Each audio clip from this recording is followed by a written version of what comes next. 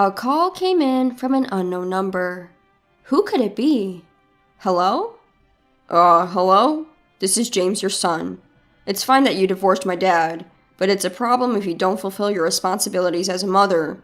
I mean, I'm already a high school student. Can't you stop involving me in the mess between you two? What? What are you talking about, and why are you calling me? I was just about to say that when James raised his voice. I'm telling you to pay my child support and tuition fee. The root cause of all this is your infidelity. And now you're trying to take money from my dad? You've got some nerve.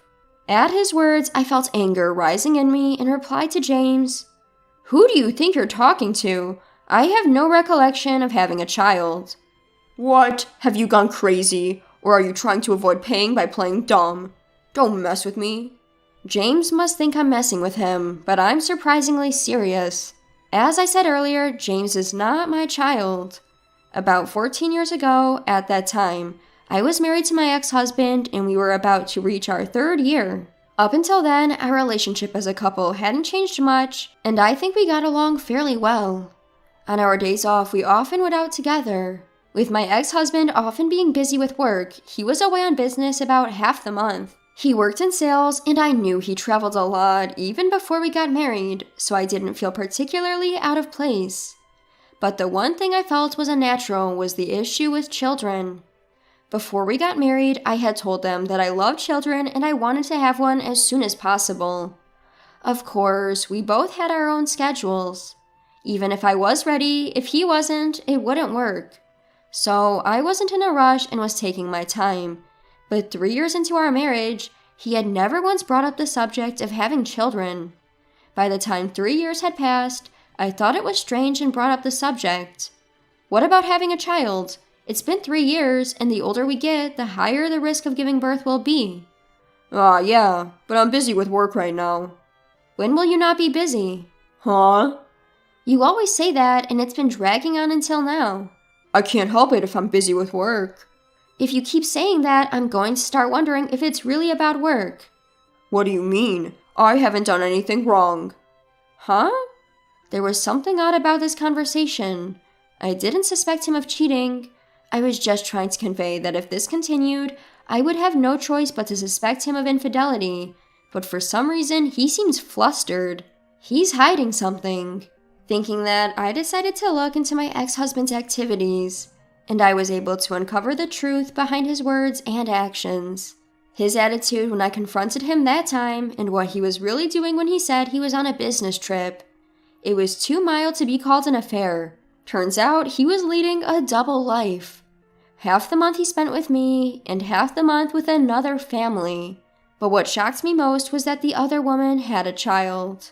That child was James, who had called me earlier. James was 2 years old at the time, still unaware of the world around him. Should I call this a blessing in disguise? Either way, someone will certainly get hurt.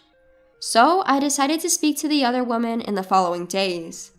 Perhaps she had heard from my ex-husband. She seemed to recognize me right away.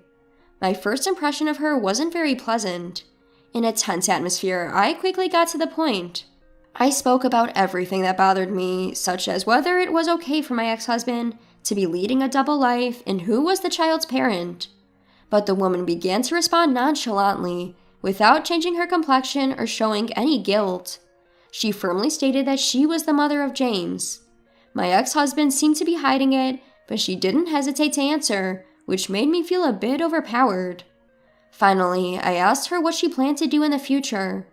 I won't do anything. I have no intention of quitting my current lifestyle, and I'm fine with it. However, I don't think he intends to have any more children. Why is that? When I reported that I was pregnant with James, he didn't seem very happy. When I asked, he said it was not the right time to have a child. So I think I just happened to get pregnant. Otherwise, I don't think he would have any children. But he told me he loves children. Does this mean he didn't want to have children with you? Then she smiled a little and said, Isn't it strange? Why did I, who didn't want children that much, give birth, while you, who want children, didn't even get pregnant? Can you really say that he loves children? Well, I'm sure when he said he loves children, it wasn't a lie, right? Maybe he thought that if he agreed with you about loving children, it would make him more attractive. Maybe he just used it as an excuse to flirt with you. No way. I really wanted to argue back, but I couldn't. Somehow, I felt like my conviction had been shaken. Besides, it seemed that my ex-husband was actually considering the child's situation, which didn't appear to be the case before. Considering all this, I began to think that what the mistress was saying might be true. Seeing the woman's confident expression, I couldn't help but feel miserable. A few days later, I filed a divorce petition to the court and conveyed my intention to demand a division of property. He probably heard about me from the mistress. My husband accepted everything without asking me any questions, including our divorce and my claim. In the end, I wondered why this man had married me. That was the only thing I was curious about till the very end. On the day I packed up and left our home, I asked my ex-husband why he married me. I'm not sure. I don't really understand it myself. Oh, I wonder why we got married. We got married without knowing why. We should have never got married in the first place. You're absolutely right. If that had been the case, you wouldn't have a divorce on your record. But there's no helping it. You chose to marry me because you loved me, didn't you, Susan? So, we just made a wrong choice in life. Let's lead a better life from now on. Thank you for everything. Thank you too. I'll pray not to choose someone like you in the next life. And so we got divorced. I became single, and seeking a fresh start, I changed jobs and moved out of my home state. Engaging with everything with a brand new mindset was, I believe, a particularly good experience for me. Once in a while, I would receive administrative messages from my ex-husband, but we never shared updates about our lives. I suppose we weren't interested. He had his life, and I had my new one beginning. However, after about 10 years of no contact, I received an unexpected call from James. I wondered what it could be about, but never expected him to demand for child support and school fees. James is the child born out of an affair between my ex-husband and another woman. Obviously, I have no obligation to pay. I tried to explain this, but James wouldn't listen at all. Don't you feel ashamed as a mother? If so, you shouldn't have had a kid. Hearing such words repeatedly was irritating. However, if I showed my anger, he would probably refuse to listen to me even more. So I waited for him to calm down a little. After a few minutes, I was finally able to start speaking. Can I say something? First of all, I want to check a few things. How did you get my number to call? Obviously from Dad. Our family has been struggling financially lately. I thought it was strange. Finally, we couldn't afford school fees and such. Thanks to that, I had to start working part-time. Dad told me everything was your fault. That's why he told me about you. You cheated and abandoned me and Dad. You promised to pay but didn't. Until now, I didn't know much about your divorce, but now I understand. You are the one at fault. I see. Now I understand why he is so angry. If this was the truth, of course a child would be angry. However, my ex-husband had lied to James and incited him. Hearing this made my blood boil. It's quite a bother to deal with this after divorce, but I do feel sorry for James, who has been deceived. He may be a stranger to me, but I couldn't just ignore him. Since then, I have remarried and have a child with my current husband. So, as a parent, I thought I should do the minimum for him. I decided to start by telling him the truth. He is 16, old enough for an adult conversation. James, everything I'm about to tell you is the truth. If you want proof, I can even provide a DNA test. Will you listen to me? Uh-huh. I told James that he and I were not parent and child, and that I had divorced his father more than 10 years ago. At first, he refused to believe, but as I continued to reveal the facts, he gradually began to show signs of disturbance. If what you're saying is true, then why did Dad make me call you? James, you mentioned earlier that you've started working part-time. What do you do with the money you earn? Dad keeps it. High school isn't mandatory, so I thought I'd help out if my parents were struggling. Besides, I don't really need a lot of money. You really are a good kid. But haven't you ever wondered? If there's that money, why can't they pay for your school fees? Well, even the cell phone bill is often late. I figure Dad doesn't have any money. Is your dad working? He's working. He goes to the office. I see. I have a bad feeling. Could it be that my ex-husband is dipping into James's money? With that thought, I decided to investigate my ex-husband. James, can you give me about 3 weeks? Huh? Oh, sure, that's fine. And keep the contents from our call today a secret for your dad, okay?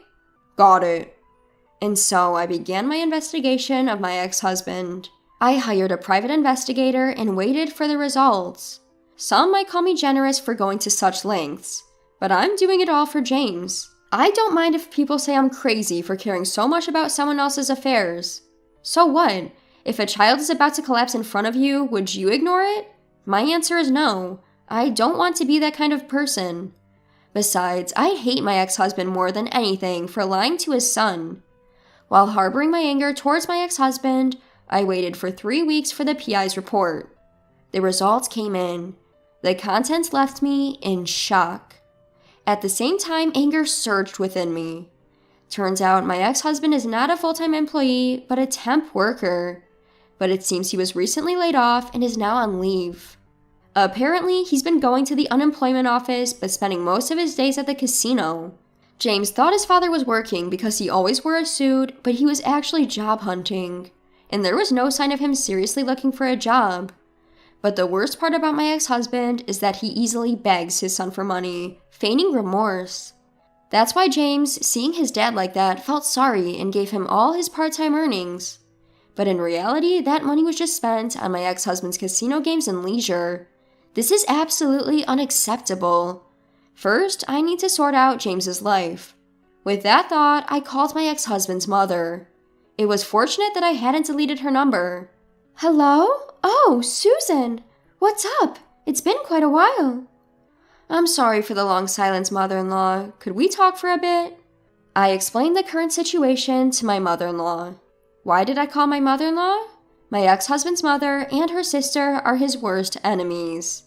During our marriage, we rarely visited his family because of that. We had no contact at all after the divorce, but my mother-in-law seemed to think that I had some plans and wasn't angry at all about the divorce. I see. I'm sorry. I thought it'd be better to hear it from him, so I didn't tell you, but he was having an affair. What? Hearing this, my mother-in-law's tone of voice dropped. When I told her all the facts, I could hear her anger on the other side of the phone. Oh, I see. It all makes sense now. The reason I wasn't told about the birth was because the baby was from his affair. He brought James over a few times, but you had just given birth and didn't want to see anyone, so he told us not to contact you. After childbirth, women can become mentally unstable and can even suffer from mental illness. So I respected your wishes and kept quiet. I felt sorry for you when I heard about the divorce, but I couldn't contact you. I see. But I'm happy now because James shows his face every once in a while. He might be a child born out of infidelity, but that's not his fault. So I'm planning to be on his side from here on out. You're such a wonderful grandmother. I feel relieved. Actually, that's why I called. Would you and your husband be able to raise James? Of course. He's been working part-time jobs so diligently, but his father blows all that hard-earned money on slot machines? It looks like I need to give him hell. I'll leave that to you, haha. I just think James is desperately trying to support his father and wasting his future in the process. So I really want him to have a carefree life living with you and your husband. With my mother-in-law determined to raise James, his situation seems resolved. Now it's just about dealing with my ex-husband. I decided to contact him and arrange a meeting for another day. I was still furious about being lied to. When the appointed time came, I met my ex-husband in a coffee shop. His appearance had become ragged compared to before. Didn't expect to hear from you. You've aged, ha ha ha. Anyway, this is about James, right? I'm glad you get it. That'll make things quicker. Why do you have him call me? I've got nothing to lose, haha. I'm seriously broke lately. Got caught doing something shady at my old job and had to quit. James's mom suddenly disappeared, and everything's just been vanishing from my life. But hey, my mom and James still think I'm going to work, haha. It's easy to fool everyone if you just act sorry enough, haha. James is your son, isn't he? Don't you feel anything? He's a good son who gives me money. You won't find a more dutiful son anywhere, haha. Ah, I see. But I'm relieved, since you just said all that in front of them. Huh? 3 people rose from the seat behind me and came to our table. What? You're really the worst. We heard everything. Even at your age, your hopeless character hasn't changed a bit. You're done as a human being. There were my mother-in-law, her sister, and James. It was necessary for everyone to witness his true character firsthand. My ex-husband began to panic hilariously, unable to articulate his words properly. He occasionally glanced at me, seemingly pleading for help. Making that face won't get you anywhere. You need to accept everything you've done and really chew on the fact that you're a beast beyond help. Thus, this chapter came to a close. Since then, my ex-husband has been continually scolded by my mother-in-law, her sister, and my father-in-law, and was forcibly put to work. His job is manual labor, a recommendation from my father-in-law, who said it would help reform his character. Moreover, his salary is deducted as child support, a condition my father-in-law apparently arranged with the company. The money goes to my in-laws, who use it for James's tuition and various school expenses. Meanwhile, James is living with my in-laws. He's completely disgusted with his biological father and has been treating his grandparents kindly. He's such a sweet boy, through and through. Whether the actions I took were right or not, I still don't know. But surely, things are better than before for them. From the bottom of my heart, I wish for James to find happiness. Just as my mother-in-law stated, there are no sins in a child.